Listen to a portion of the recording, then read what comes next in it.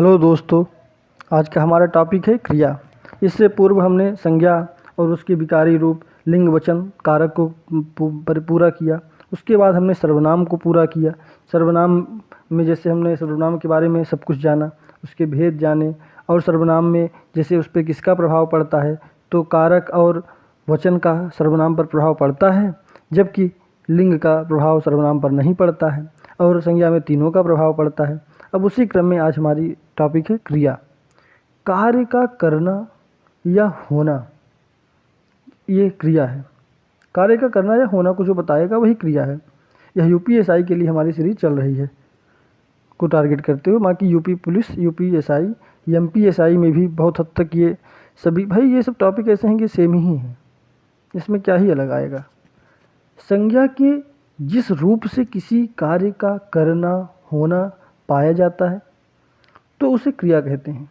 किसी कार्य का करना या होना पाया जाए तो उसे क्रिया कहते हैं। जैसे वह हमें देख रहा है, यहाँ पे देखना मेन वर्ब हो गई, और रहा है, देख रहा है। राधा रो रही है, यह सभी क्रिया है।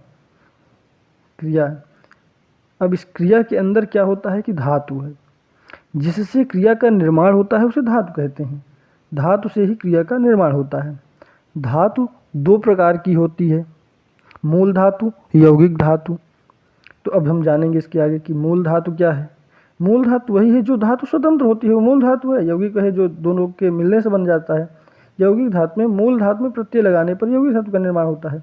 अब इसके उदाहरण जो हम देख लेंगे तो कन्फर्म हो जाएगा। जैसे क्रिया क्या है, जो करना या होना को बताता है किसी कार्य के। और धातु क्या है, धातु से ही क्रिया बनती है।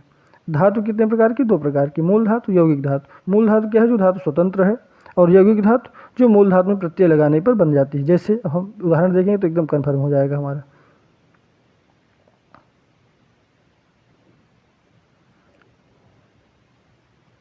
जैसे देखिए, मूल धातु प्रत्यय बन जाएगा यौगिक। कैसे, मूल धातु क्या है, चल, इसमें हमने ता प्रत्यय जोड़ दिया तो चलता हो गया। और क्रिया वैसी वही है जिसके लास्ट में हम लोग ना लगा दें तो पता चल जाएगा हमें कि वो क्रिया ही है। जैसे चलना, खाना, पढ़ना, ये सब क्रिया बन जाएगा तुरंत। ना लास्ट में लग गया तो मतलब क्रिया ही है वो सब। जैसे चल प्लस ता चलता, यौगिक क्रिया हो गई। खा प्लस ना खाना, यौगिक हो गया। पढ़ धन आई प्रत्यय लगाकर पढ़ाई। उठ और आना प्रत्यय लगाकर उठाना। देख धन ना बना मिलके देखना। पीना, दौड़ता, यह सभी क्या बन गया, हमारा यौगिक क्रिया बन गई। और वो मूल धातु क्या है, वही चल है, खा है, पढ़ है, देख, पी, दौड़, उठ, यह सभी। जैसे बैठ और बैठना, वो हो जाएगा हमारा यौगिक में आ जाएगा। अब यहाँ पे नोट क्या है, धातु के अतिरिक्त क्रिया का निर्माण संज्ञा, सर्वनाम और विशेषण के पदों से भी किया जा सकता है। जैसे एक तो धातु से बन गई क्रिया, अब यहाँ पे धातु के अतिरिक्त क्रिया का निर्माण संज्ञा, सर्वनाम और विशेषण के पदों से भी किया जा सकता है। कैसे, हाथ जैसे संज्ञा शब्द है, हथियाना। ये अपना जो है, ये वो है शब्द, क्या कहते हैं, सर्वनाम शब्द है। अपना से अपना, अपनाना, अपनाना होगा यहाँ पे, अपनाना होगा। और गर्म से गरमाना, यह सभी क्या बन जाएगा, हमारा क्रिया बन जाएगी। किससे, संज्ञा, सर्वनाम और विशेषण से। भी आगे हम इसकी बहुत उदाहरण डीप में देखेंगे। क्रिया के भेद या वर्गीकरण की बात करें तो एक होता है कर्म या रचना के आधार पर, दो प्रकार की होती है, और एक प्रयोग या संरचना के आधार पर 8 प्रकार की होती है। अगर हम पहले कर्म या रचना के आधार पर देखें तो सकर्मक क्रिया और अकर्मक क्रिया होती है। इसमें भी क्या होता है कि जो सकर्मक क्रिया होती है ये एक कर्मक और द्विकर्मक में बटी होती है। और जब हम इसकी बात करें प्रयोग या संरचना के आधार पर तो ये संयुक्त, पूर्वकालिक, प्रेरणार्थक क्रिया, नाम धातु क्रिया, कृदंत क्रिया, सहायक क्रिया, सजातीय क्रिया, तात्कालिक क्रिया, यह सभी हो जाती हैं। ये 8 प्रकार की हमारी प्रयोग या संरचना के आधार पर। यहाँ पॉइंट क्या है, जब किसी वाक्य में से द्वारा, के लिए को कारक चिन्ह हो तो वहाँ पर सकर्मक क्रिया होती है। यह सकर्मक क्रिया के बारे में बात है। क्या है, जब किसी वाक्य में से द्वारा, के द्वारा या के लिए या को कारक चिन्ह हो तो वहाँ पर सकर्मक क्रिया होती है। अभी आगे हम इसके वो भी देखेंगे, परिभाषाएं भी। और यहाँ पे एक चीज़ और जानना बहुत ज़रूरी है, यह बहुत महत्वपूर्ण पॉइंट है, नोट्स जो हैं ये दोनों। जैसे चलना, रोना, धोना, या घिसना, पिघलना, उड़ना, जैसे चिड़िया उड़ती है। अभी देखिए आगे हम बताते हैं ना, पिसना, तैरना इत्यादि क्रियाएं जो है सदैव अकर्मक क्रिया होती हैं। यह सदैव अकर्मक क्रिया होती हैं। क्या होता है ना कि यहाँ भी हमेशा उदाहरण ही देता है। चिड़िया उड़ रही है, कौन सी क्रिया है? सकर्मक, अकर्मक, एक कर्मक, द्विकर्मक, इसी तरह उदाहरण दे देगा और होगा क्या? अकर्मक क्रिया होगी। तो यहाँ भी इसी तरह किया करना है। और ये जो चिल्लाना, उड़ाना, भगाना, दौड़ाना, हरण करना, घबराना, उठवाना, पढ़ाना, हंसाना, हंसवाना इत्यादि जो क्रियाएं हैं यह सदैव सकर्मक होती हैं। देखिए उड़ना और उड़ाना में फर्क है। उड़ना अकर्मक क्रिया है, जबकि उड़ाना यानी किसी के द्वारा हो रहा है, उड़ाया जा रहा है। भगाना किसी के द्वारा भगाया जा रहा है। यहाँ पे सकर्मक क्रिया हो रही है, यहाँ पे कर्म हो रहा है, यहाँ पे कर्म नहीं हो रहा है। भाई चिड़िया है, उसका उड़ना काम है, उसमें कर्म नहीं है, वह उड़ती ही है, तो कर्म नहीं होगा वहाँ पे। अब देखिए प्रयोग या संरचना के आधार पर क्रिया के भेद, ये सही प्रयोग संरचना के आधार पर, अच्छा हाँ, तो यहाँ से हमारा संयुक्त वो क्रिया कंप्लीट हो जाती है। सकर्मक और अकर्मक क्रिया, जो कर्म सहित क्रिया होती है वह सकर्मक क्रिया होती है, जो कर्म रहित क्रिया है वो अकर्मक क्रिया है। और यहाँ पे हमने जान लिया सब चीज़ इसके बारे में। जब किसी वाक्य में, अभी आगे खैर इसका प्रयोग होगा, जब किसी वाक्य में के द्वारा, से द्वारा या के लिए को कारक चिन्ह का हो तो वहाँ पर सकर्मक क्रिया होती है। और अकर्मक क्रिया वही है कि जहाँ पे कर्म रहित क्रिया जो होती है।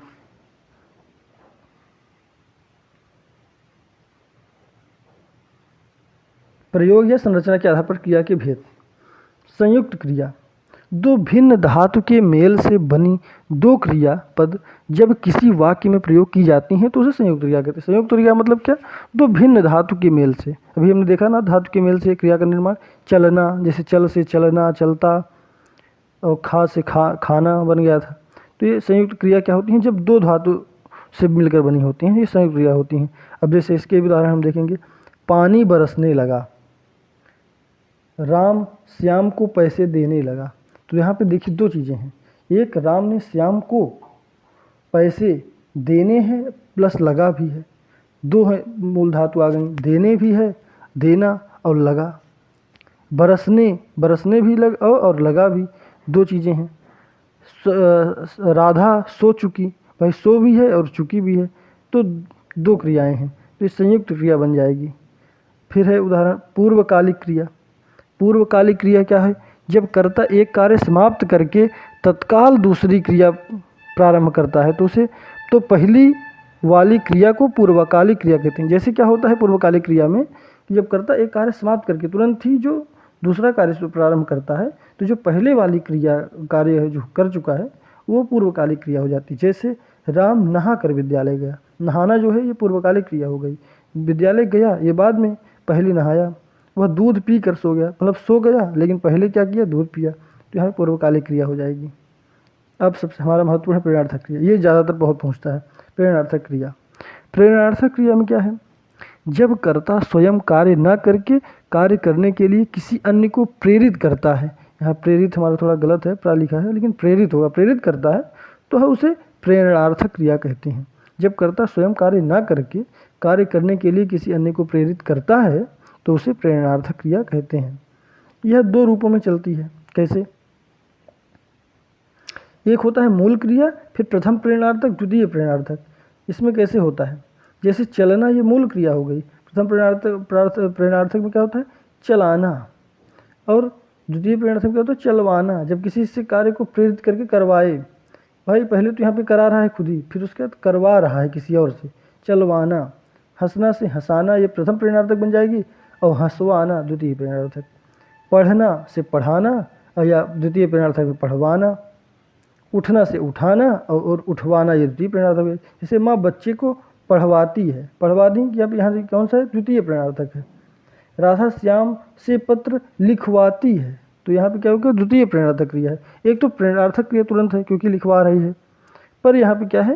द्वितीय प्रेरणार्थक है। यह भी जानना हमें बहुत महत्वपूर्ण है। फिर इसके बाद हमारी क्रिया के क्रम में है नाम धातु क्रिया। जब संज्ञा, सर्वनाम और विशेषण के पदों के साथ प्रत्यय लगाने से जो क्रिया बनती है वही नाम धातु क्रिया का निर्माण होता है। जैसे भी धातु से वो बनी थी तो वो यौगिक क्रिया हो गई थी, यहाँ पे संज्ञा, सर्वनाम और विशेषण से जब बनती है तो नाम धातु क्रिया बन जाती है। क्या होता है इसमें? जैसे हाथ से हथियाना, लात से लतियाना, गर्म से गरमाना, आँख है ये संज्ञा शब्द है, अखियाना, रंग से रंग आना, ये रंग विशेषता बन गई, विशेषण से बन गया, अपना ये सर्वनाम से बन गया, अपनाना। तो यह सभी क्या है, नाम धातु क्रियाएं हैं। जो भी संज्ञा सर्वनाम या विशेषण से बनने वाली क्रियाएं हैं ये सभी नाम धातु क्रिया हैं। कृदंत क्रिया, धातु के अंत में ना प्रत्यय जोड़कर जब कोई अन्य प्रत्यय, ना प्रत्यय छोड़कर, ना को हटा के जब कोई अन्य प्रत्यय लगाकर क्रिया निर्माण करते हैं। जैसे देखिए हमने कहा चलना, तो ये नहीं होगा, चलता, ना क्या छोड़ के अगर कोई और प्रत्यय लगाते हैं तब वहाँ पे कृदंत क्रिया होती है। जैसे चल से चलता हो गया, चल धन एगा से चलेगा बन गया, ये क्या है, यह है कृदंत क्रिया। नाच धनता नाचता, नाच एगा नाचेगा, राधा हंसेगी, नाचता हुआ मोर सुंदर लगता है। तो यह सभी क्या है, नाचता है, हंसेगी, हंसना नहीं है ना, यहाँ पे हंसेगी है, तो यहाँ पे क्या हो जाएगा, कृदंत क्रिया हो जाएगा। जहाँ पे ना प्रत्यय को छोड़ के कोई अन्य प्रत्यय लगा हो वहाँ पर कृदंत क्रिया हो जाएगी। सहायक क्रिया, सहायक क्रिया क्या है, जो मूल क्रिया के होने को बताए, जो क्रिया वाक्य को पूरा स्पष्ट करने में सहायक होती है उसे सहायक क्रिया कहते हैं।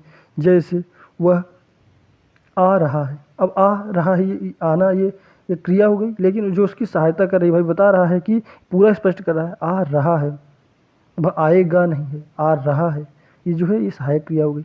श्याम पढ़ रहा था, ये था जो है यह उसकी पूरा स्पष्ट कर दी कि भाई पढ़ रहा था, पढ़ रहा है या पढ़ रहा है, पढ़ेगा, यह सभी नहीं है, यहाँ पे पढ़ रहा था स्पष्ट कर दिया। वे खा रहे हैं, तो यहाँ पे सहायक क्रिया हो जाएगी, रहे हैं, खाना एक मूल क्रिया हो जाएगी और ये हमारा सहायक क्रिया हो जाएगी। फिर है सजातीय क्रिया।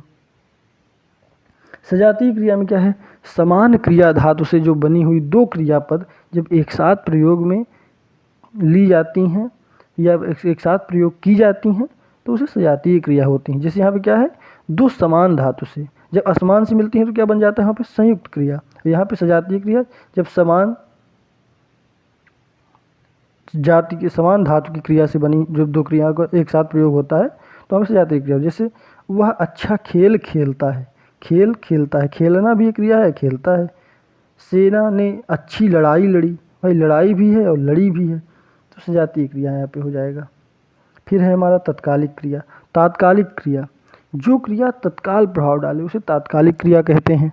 जैसे अध्यापक के आते ही छात्र शांत हो गए, मेरे पहुंचते ही बस चली गई, ये सब तत्कालिक क्रिया है, तुरंत की है, मतलब इंस्टेंट जो रिएक्शन दे रही हैं, ये तात्कालिक क्रिया हो जाती है। इस तरह से हमारी आज क्रिया भी ख़त्म होती है। यहाँ पे हमारी इसकी डेफिनेशन लिखी जरूर नहीं थी, पर हम सकर्मक और एक अकर्मक और द्विकर्मक को भी देख लेते हैं। ऐसे ही देखिए, सकर्मक क्रिया यानी कर्म सहित जो क्रिया है, अकर्मक क्रिया जिसको कर्म रहित जो क्रिया है। जैसे चिड़िया आकाश में उड़ती है, देखिए उड़ती है, तो यहाँ पे हमारा क्या हो गया, अकर्मक क्रिया हो गया। सकर्मक क्या है, मैं हवाई जहाज़ उड़ाता हूँ, भाई देखिए उड़ाना और उड़ना में फ़र्क है। उड़ाना, उड़ा रहा हूँ, कर्म कर रहा हूँ, पर उड़ना ये कोई कर्म नहीं है, वह उनका काम है। जैसे मैं दौड़ रहा हूँ, मैं दौड़ रहा हूँ, ये क्रिया नहीं है, लेकिन मैं जैसे क्या है कि द्वारा जब कोई सकर्मक क्रिया की जाती है, जैसे हमने यहाँ पे देखा था कि जो हमने यहाँ पे नोट में देखा था, चलना, रोना, धोना, घिसना, पिघलना, उड़ना, पिसना, तैरना आदि सदैव अकर्मक क्रिया होती है। जो दौड़ना, जैसे मैं दौड़ रहा हूँ, दौड़ना एक क्रिया हो गई, दौड़ रहा हूँ, है ना। जैसे राजा भिखारी को कंबल देता है, तो यहाँ पे क्या हो जाएगी, भिखारी को कंबल देता है, कंबल को, भाई दो यहाँ पे आ गए तो ये द्विकर्मक हो जाएगी। यहाँ पे द्विकर्मक क्रिया हो रही है, दो कर्म हो रहे हैं। क्या और क्रिया से हम पूछेंगे, इसे यहाँ पे क्या होता है कि क्रिया से प्रश्न पूछा जाता है कि क्या और किसको। जब क्रिया जब जवाब देती है हमें क्रिया से कि क्या और किसको, तो उससे हमारा कर्म पता चलता है कितने कर्म हो रहे हैं। राजा भिखारी को क्या देता है, कंबल देता है, एक क्रिया हो गई। और किसको, क्या और किसको प्रश्न हम करते हैं, तो किसको, तो भिखारी को, तो यहाँ पे हमारा क्या हो जाएगा, द्विकर्मक क्रिया हो जाएगी। तो इसी तरह जब हम जहाँ पे दो कर्म होते हैं, हम क्रिया से हमेशा प्रश्न करते हैं, क्या करते हैं कि क्या और किसको शब्द से। तो इससे अगर दोनों का सब जवाब मिलता है तो वहाँ पे हमारी द्विकर्मक क्रिया हो जाती है। तो अर्थात अब हमारा यहाँ पे से कंप्लीट हो गया है। बाकी ये जो नोट 1 और नोट 2 हैं, इनको ज़रूर ध्यान दीजिएगा, क्योंकि जैसे तैरना है, पीसना है, चलना, रोना, धोना। रोना धोना का ये बहुत से उदाहरण आ जाते हैं रोना के। वह रो रहा है तो रोना कोई क्रिया है तो नहीं है, अकर्मक क्रिया है। घिसना, पिघलना, पिघल रहा है, बर्फ़ पिघल रहा है तो यहाँ पे क्या है, ये सब अकर्मक क्रिया है। उड़ना है, पिसना, तैरना इत्यादि ये सब सदैव कर्मक क्रिया होती हैं। और चिल्लाना, वह चिल्ला रहा है, सब सकर्मक क्रिया हो जाएगी। उड़ाना, वह पतंग उड़ा रहा है। भगाना, दौड़ाना, हरण करना, घबराना, मैं घबरा रहा हूँ, वह घबरा रहा है। घबराना क्रिया हो जाएगी, सकर्मक क्रिया हो जाएगी। उठवाना, पढ़ाना, हंसाना, हंसवाना, ये सभी सदैव सकर्मक क्रिया होती है। तो यहाँ से हमारा क्रिया टॉपिक कंप्लीट होता है। और यही है, सब उदाहरण ही देते हैं और उसी में पूछते हैं कि कौन सी क्रिया होगी। ठीक है, धन्यवाद। आज का हमारा टॉपिक कंप्लीट होता है। अब हम अगले टॉपिक में देखेंगे विशेषण।